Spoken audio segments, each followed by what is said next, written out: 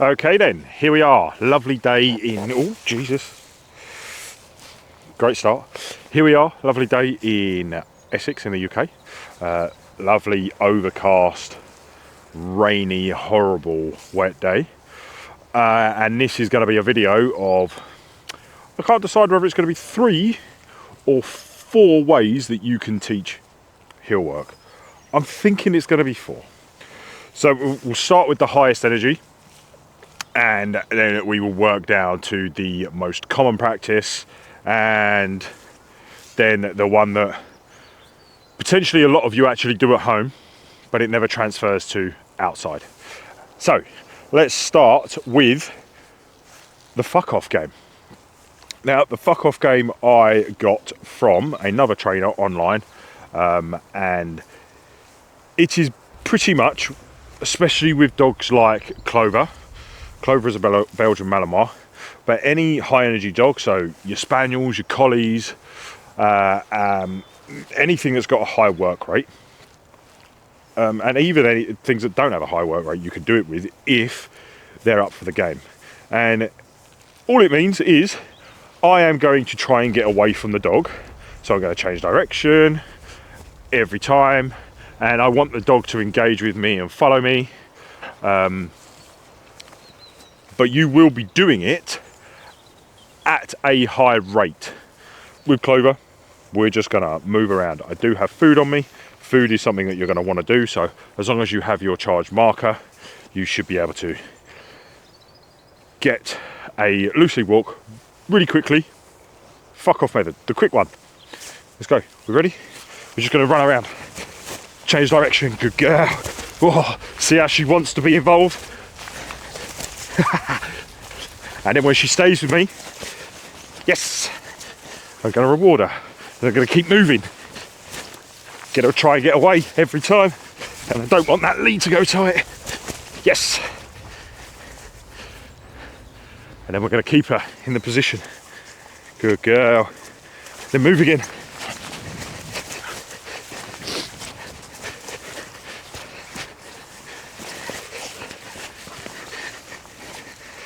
And now there's that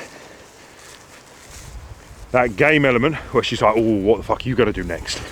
I'm going to stay with you. And there is the heel position. Bear in mind, I think it's important.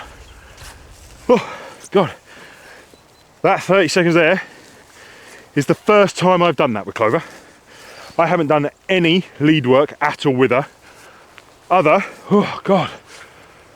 than taking her for a walk.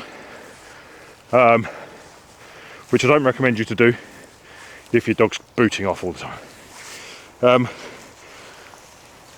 She's just naturally wanting to be around me. So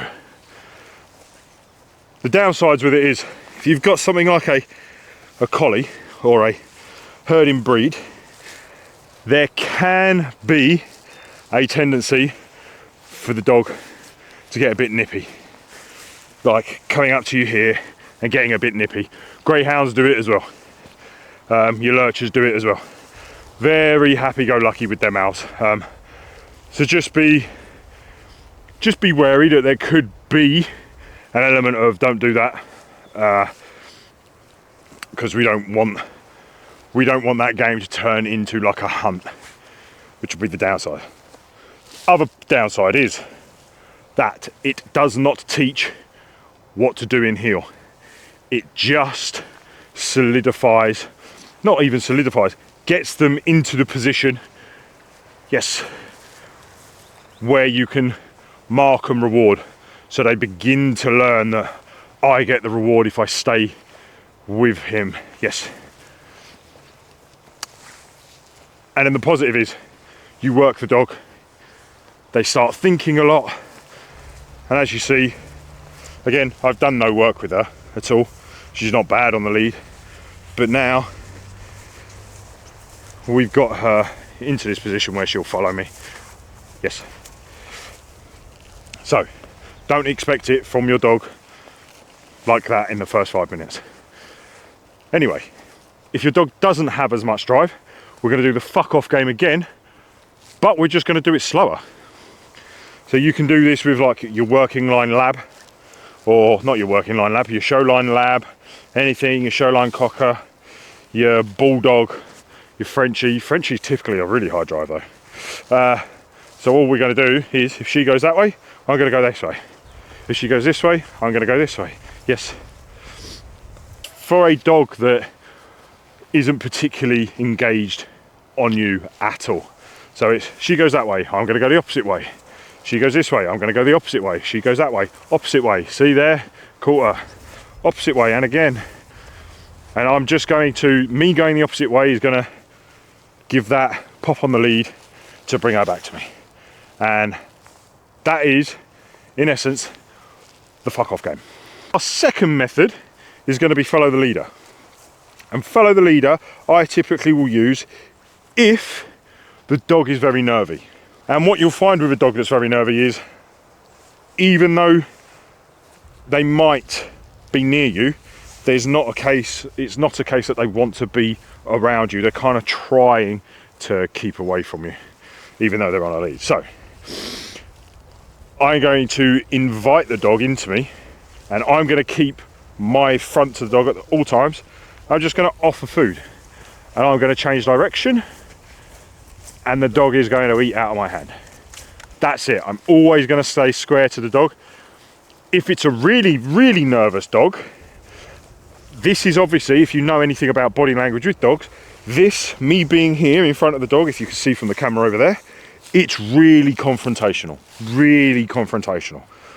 If needs be, I'm going to look somewhere completely different, and I'm going to try and turn my body, and I'm just going to get the dog to follow me. So I'm trying to take away this confrontation. So there's no eyes to the dog. I'm trying to take my squareness away, and trying to build the dog's engagement with me and confidence with me that way. But once you have that, once you think the dog is following you, this is where you can go to turn and try and square them up and then go back. So if you see here, I'm walking, I've got the food in my left hand. I'm going to spin my food around and bring her into that position and try and square my hips up and get her next to me. You'll find that if you try that too soon with a dog that's nervous, the dog is just going to like fall away from you and not want to be there. So take it slow. You'll obviously notice that I'm in an empty field. There's nothing around. Might get the odd rabbit, but there's going to be no people, there's going to be no triggers. So hopefully that makes sense. I'll do it this way for you. So she's going to come into that position. I will then spin, instead of turning all the way around like this. I'm going to feel like she's confident enough. I've just dropped the treat. That's my fault, not the dog's fault. Let's go. I will then turn and see if I can get 1 or 2 steps and then go back to front on. And that is the nervous approach I take with dogs. Once you've done both of them, or you've worked through both of them, and your dog understands that being next to you is a good idea, or a good thing for them, we can start to go into the, is it traditional yet? I say it's traditional. The traditional road to nowhere. And this is where we're going to apply. We're going to come forward, apply the 1 step back, keep square, see what the dog can do, apply some pressure if needed, and then turn. If the dog's on my left-hand side, the lead is going to be in my right hand, not my left hand. My left hand is my reward giver. But the other reason is, the reason why I am holding that lead here in my right hand is that if you've got a really strong puller on the lead, the tendencies as you, the owners, you have a tendency to want to pull backwards. Pulling backwards only fires the dog forwards. Contradicting, I know. How can pulling them back fire them forwards? All you're doing is just like throwing fuel on the fire. So when you don't use your left hand, I would typically ask somebody who I'm coaching for the first time, their left hand goes behind their back, or their right hand, depending on which side you have the dog. And that is purely because if the dog starts pulling, you do not have control and you do not have the ability to pull it back. So the only thing you can do is do the 180 turn, the outside turn, and get the dog back into position. So this takes coordination and timing. No two ways about it. If you don't have coordination and timing, you are going to struggle, but you can get there. I've done it with people, just takes a little bit longer. And yeah, so we're gonna change direction. It's gonna be just not paying attention, one step back, correct. Then what will happen? Once we've put in a few of the turns, we've used some lead pressure, the dog will eventually just start to follow you. And at that point, if Clover follows me now, yes, mark and reward. And I can drag this reward out a bit, hold it in my fingers, so it's not like an instant gratification. It will be like a slower release, so she's held in the position a bit more, kind of solidifies that position even more. And then once we're happy with the turns, we're going to go, right, I'm going to go for 3 turns with no communication. She's just got to follow. And on that 3rd turn, then I might reward her. So we're going to build anticipation in a dog this way, and we're not just going to be that vending machine that every time we do something good, or every time the dog does something good, they're going to get paid. And this is, so that was 3. Fuck it, we'll go again. It's really boring for her. And yes, perks up when she gets the reward. What's important about this is that people blabber on about how doing loose lead walking or heel walking is mentally stimulating for the dog. And I agree for the first week, and then it's boring as fuck. No loose lead walk around the block is a replacement for off lead freedom and play.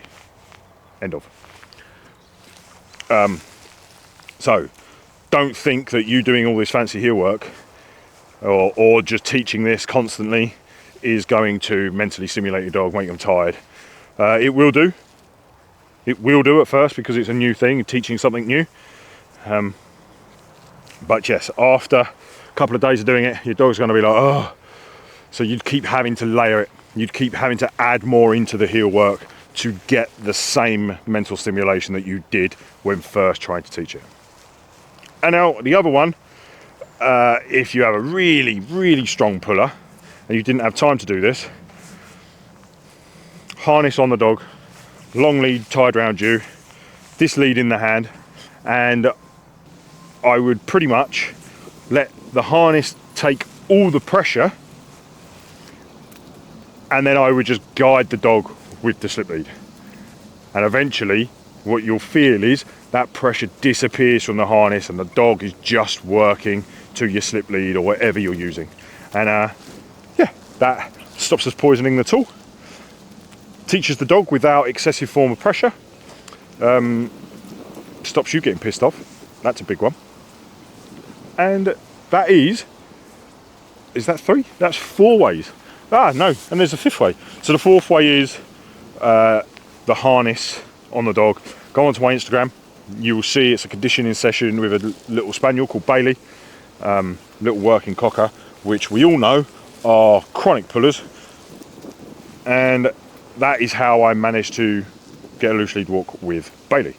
And I think we all agree that no dog is built to be on lead. So every dog is going to have its own challenges when teaching this, yes. But the 5th and final one is, and I wouldn't say do this outside unless you're more than comfortable and you put in the time and your dog is focused on you. But the other method would be luring heel. So we can spin round, we've got food in the hand, I can move. Yes. We just basically, it's another version of fun of the game. We're just luring the dog so the food is constantly in the hand, and I'm just going to get the dog to move with me and then reward when in certain positions, the spin, yes, in that position, nice. You can do that indoors, start that indoors, bring it outside if and when you feel comfortable, but don't feel like you need to. Anyway, that is 3 ways, moved on to 5 ways of teaching your dog a loose lead walk.